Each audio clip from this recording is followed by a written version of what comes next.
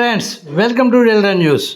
పంచాయతీ సర్పంచుల పదవీ కాలం ముగియడంతో గ్రామ పంచాయతీలకు ప్రత్యేక అధికారులను నియమిస్తూ జిల్లా పంచాయతీ అధికారి బివి నాగసాయి కుమార్ ఉత్తర్వులు జారీ చేసినట్లు కొల్లిపర ఎంపీడీఓ వి విజయలక్ష్మి వెల్లడించారు.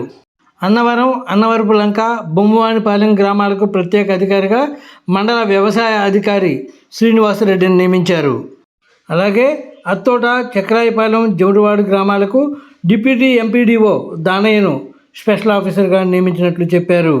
ఎంఈఓ2 ఝాన్సీలతను శివలూరు, కుంచవరం, తూములూరు గ్రామాలకు ప్రత్యేక అధికారిగా నియమించారన్నారు.